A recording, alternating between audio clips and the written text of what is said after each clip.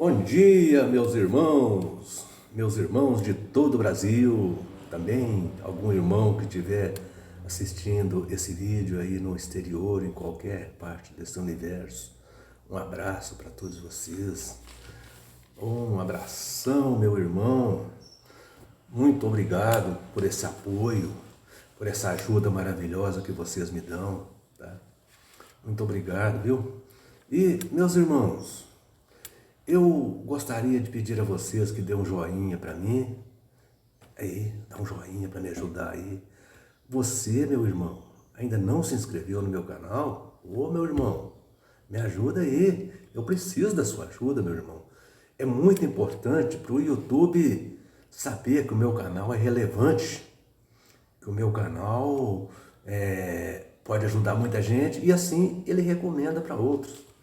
Meus irmãos, eu gostaria de mandar um beijinho bem na pontinha do nariz de uma menina muito inteligente que ontem me mandou um bom dia. É uma menininha, neta da irmã Maria de Jesus, lá da cidade de Buritizeiro. A menininha chama-se Maria Cecília e ela mandou um bom dia para mim. Ô, Maria Cecília! Um abração para você, minha queridinha. Um beijinho, ó, bem na pontinha do nariz. Viu? Você é uma menina muito inteligente. Deus te abençoe, que você continue sendo essa menina inteligente que você é. Deus que te ilumine para que essa inteligência aumente cada vez mais. Meus irmãos, você que é testemunha de Jeová, que está desanimado aí na seita, não está concordando mais com isso, né? Dá uma ligadinha para mim aqui para a gente bater um papo, a gente conversar um pouquinho. E você, meu irmão, que já saiu, já desligou disso, não está querendo saber mais dessas coisas, mas está um pouco desprezado porque perdeu aqueles amigos de longos anos, perdeu parentes porque vários parentes deixaram de falar com você. Não, aqui você tem um parente espiritual, você tem um amigo. Pode me ligar que a gente conversa tranquilamente, tá bom? Pode me ligar, se você tiver alguma dúvida, pode me perguntar. Se eu souber responder, eu te respondo. Se eu não souber, eu vou pesquisar para me encontrar a resposta para você, tá? Mas vamos tocar o barco para frente. Hoje, meus irmãos, eu quero fazer um vídeo muito interessante aqui. E o tema desse vídeo é Paraíso na Terra, realidade ou ficção? Um tema muito interessante, não é? Paraíso na Terra, realidade ou ficção? Tá aí uma pergunta que eu sempre faço. Quais os textos bíblicos que mostram esse paraíso na Terra? As testemunhas de Jeová, elas fantasiaram um paraíso e usam muitas coisas escritas ali no livro do profeta Isaías, para justificar esse paraíso. Por exemplo, algumas coisas que eles mostram ali. Eles dizem que nesse paraíso as espadas serão transformadas em reiras de arado. Diz que vai haver paz entre as pessoas e animais. A criança de peito vai brincar na toca da naja. Até entre os animais vai haver paz, né? Que a presa e o predador, né? A ursa e a vaca vai colocar suas crias juntas, né? Ali eles dizem que ali as pessoas vão construir casas e habitar nela. A morte não vai existir mais. Agora veja, meus irmãos, o livro de Isaías, ele foi escrito há mais de 2.500 anos atrás.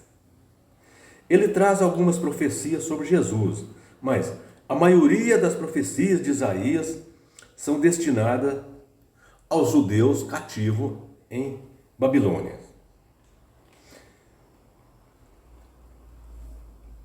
Muitas coisas que as testemunhas de Jeová dizem ser coisas que irão acontecer no futuro são metáforas, ou seja, são coisas simbólicas. Agora, sobre o paraíso. Sobre o paraíso que eles tanto esperam.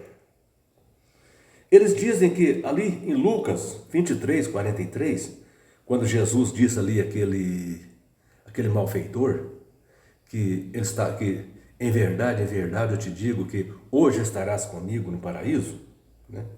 Jesus prometeu um paraíso para aquele malfeitor. Eles dizem que aquele paraíso é na terra. Eles afirmam que aquele paraíso predito por Jesus é na terra. Mas Jesus não diz que é na terra. Jesus não diz onde é aquele paraíso. Mas, em 2 Coríntios, capítulo 12, versículos 2 a 4, aqui o apóstolo Paulo lança uma luz sobre isso. O apóstolo Paulo começa a esclarecer esse assunto. Veja que o apóstolo Paulo disse que conheceu um homem que há 14 anos foi arrebatado ao paraíso. Ele disse, não sabe se é no corpo ou se é em espírito. Isso aí só Deus sabe. Isso é as palavras do apóstolo Paulo. Ele só disse que o homem foi arrebatado ao paraíso no terceiro céu. Agora, meus irmãos, só de dizer que o homem foi arrebatado, já se sabe que não é na terra. Só de dizer que o homem foi arrebatado, se sabe que não é na terra. Agora, quando diz que é no terceiro céu, aí deixa claro que não é na terra mesmo, né? Agora, meus irmãos, de onde é que a torre de vigia tirou esse paraíso que eles tanto fantasiam e pregam esse paraíso? Bom, eles têm algumas justificativas, mas que não justificam. Por exemplo, eles dizem que aquelas outras ovelhas, que Jesus disse ali em João, capítulo 10, versículo 16, Jesus diz que tem outras ovelhas que não são desse aprisco. Ele disse que essas outras ovelhas vão viver no paraíso na terra. Eles dizem que essas outras ovelhas são as testemunhas de Jeová. Mas nós sabemos que isso não é verdade. Porque as outras ovelhas que Jesus disse ali são todos os gentios. Não são as testemunhas de Jeová. Jesus veio pregar para a nação de Israel, mas Jesus disse, eu não tenho só a nação de Israel como ovelhas. Eu tenho outras ovelhas, que são os gentios. Agora, eles dizem também que aquela grande multidão de Apocalipse, capítulo 7, versículos 9 e 10, trata-se de pessoas que vão viver no paraíso terrestre. Mas, se vocês observarem bem, verão que João diz que João vê aquela grande multidão diante do trono de Deus. Aquela multidão que João vê ali não é na terra, não. É diante do trono de Deus.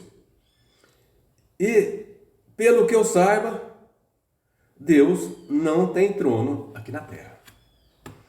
E note, meus irmãos, que o versículo 10, o versículo de Apocalipse, capítulo 7, versículo 10, diz que aquela grande multidão clamava em voz alta, dizendo, devemos a salvação ao nosso Deus que está sentado no trono e ao Cordeiro.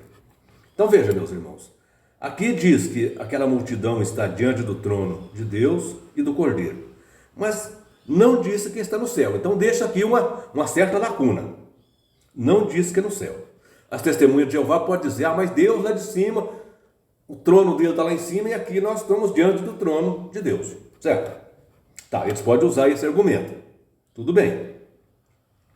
Mas, aqui, eu vou mostrar um texto que fala de uma grande multidão, que certamente é aquela multidão de Apocalipse, capítulo 7, versículo 9, e diz claramente que essa grande multidão está no céu. Vai realmente lançar uma luz sobre esse assunto. Trata-se do texto de Apocalipse, capítulo 19, versículo 1. Aqui diz claramente, uma grande multidão no céu. E essa multidão, certamente, é aquela grande multidão de Apocalipse, capítulo 7, versículo 9. Aqui o apóstolo João diz assim, ó. Veja o que diz o apóstolo João. Depois dessas coisas, ouvi no céu uma como grande voz de numerosa multidão, dizendo o mesmo que a grande multidão de Apocalipse, capítulo 7, versículo 9, diz. No versículo 10, ó. Aleluia! A salvação e a glória e o poder ao nosso Deus. Viram, meus irmãos? Então, conforme nós podemos ver aqui, a grande multidão de Apocalipse, capítulo 7, versículo 9 e 10, é a mesma multidão vista pelo apóstolo João em Apocalipse 19, 1. As características são as mesmas e todas dizem que a salvação pertence ao nosso Deus. Eu acho, meus irmãos, que com esse texto, essa história de paraíso na terra está completamente descartada. Com esses textos que a gente viu aqui, essa história de paraíso na terra está completamente descartada. Então, eu acho que não há a menor possibilidade, até porque os discípulos não pregavam esse paraíso na terra, né? Vocês podem observar o livro de Atos ali, na igreja primitiva, aonde que fala que os discípulos pregavam o paraíso na terra. Então, esse paraíso na terra é invenção da torre de vigia e não tem o menor fundamento.